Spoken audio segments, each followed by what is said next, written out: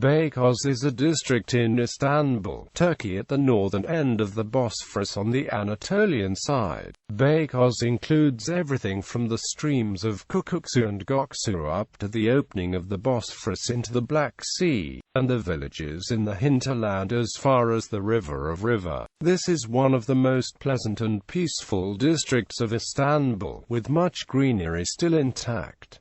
The mayor is Yücel Çelikbilek. History. The mouth of the Bosphorus has always been a location to spark the imagination, and in ancient times was a place of sacrifice. Blood was spilt to petition Zeus and Poseidon for a safe journey across the treacherous Black Sea, without which no one would venture into those stormy waters. The first historic people to settle the upper Bosphorus were Thracians and Greeks, and the ancient name for the area was Amykos or Amnikas, named after a Thracian king.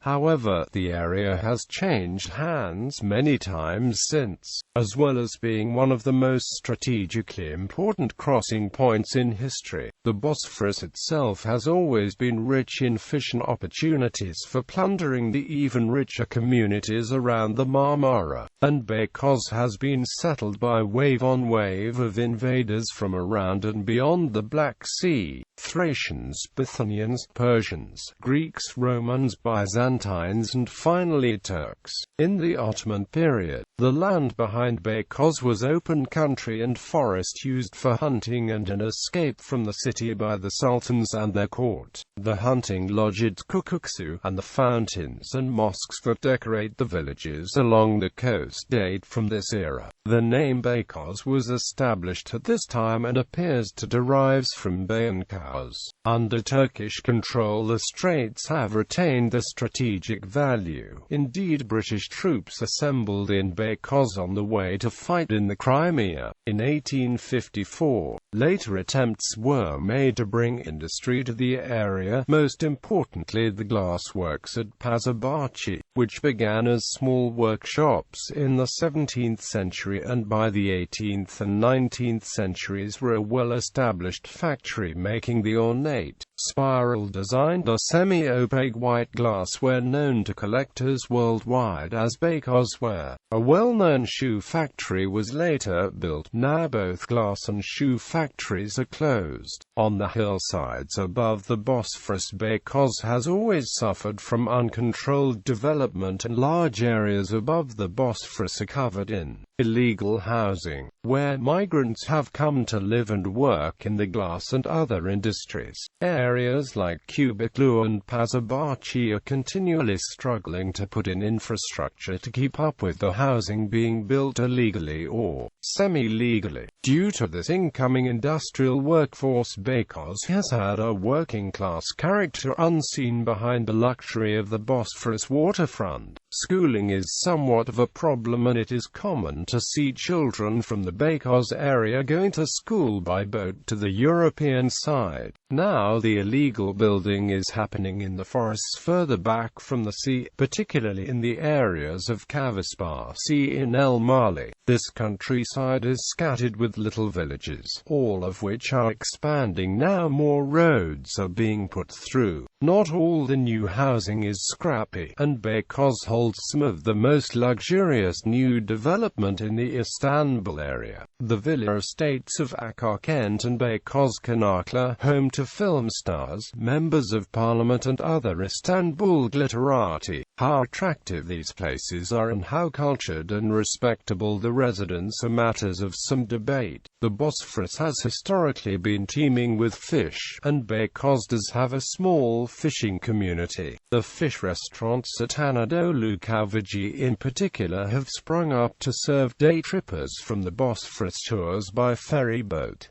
Places to see. The Bosphorus coastal road runs up to Beykoz from Beyliği, and there are roads down to the coast from the Fatih Sultan Mehmet Bridge too. The district can also be reached by water, of course, by ferry from Eminönü's Beşiktaş. There are also smaller boats from Yeniköy to Beykoz, and from Bebek or Emirgan to the neighborhoods of Kanlıca or Anadolu Hisari. Of the three most distinctive buildings on the way up the Bosphorus to Beykoz, Beykoz. One is a classic Ottoman imperial hunting lodge, Küçüksu Palace. One is much older. The castle of Anadolu history was constructed by the Ottomans during the build-up to the conquest in order to secure the Bosphorus for the Turkish armies. And one is more recent. The prominent white tower on the hill above Çanlıca is Khedive Palace, built in 1907 as the holiday home of the Khedive of Egypt. Khedive Palace is now a restaurant set in a very attractive park. Çanlıca and Anadolu history are pleasant villages with cafes on the waterfront to sit and take tea. Along the coast are some of the most expensive houses in the city, and many politicians and famous people in Turkey have villas here. Some of the grandest of the huge wooden Ottoman seaside houses called Yale can be found from Anadolu history up to Beykoz itself, as well as the obvious attraction of living by the water. The large areas of forest parkland on hillside along much of this coast make the Beykoz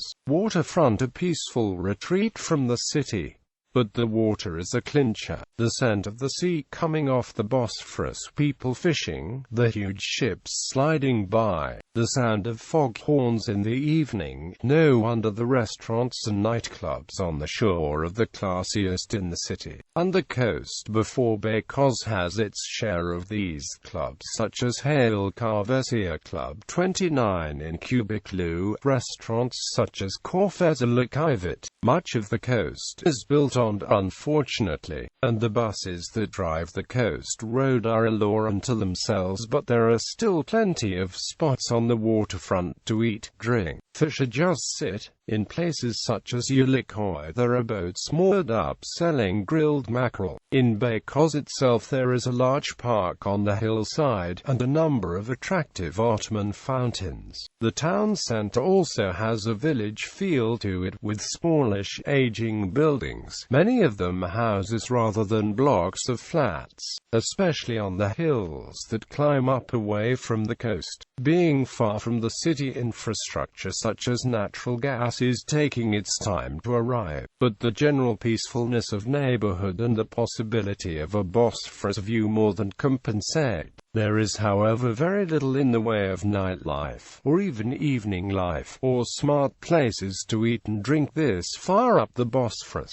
Beyond Beykoz, there are large areas of forested countryside, where the people of Istanbul come for picnics at the weekend, and it is then that Beykoz suffers some of the traffic congestion that so plagues the city as a whole.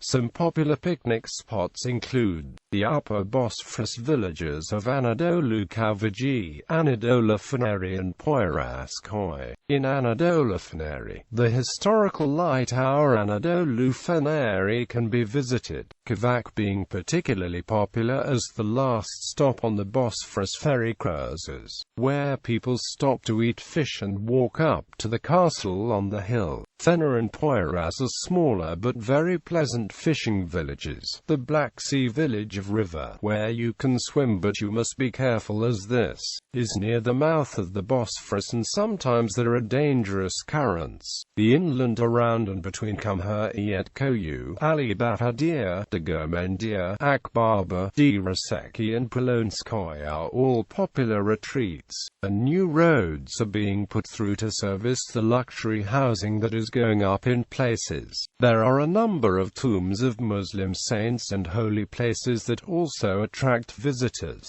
particularly the tomb of the Saint Yuso, on a hill just before Anadolu Kavacı. According to other accounts, the tomb is that of Prophet Yusha, the successor to Prophet Musa. Neighborhoods in Beykoz.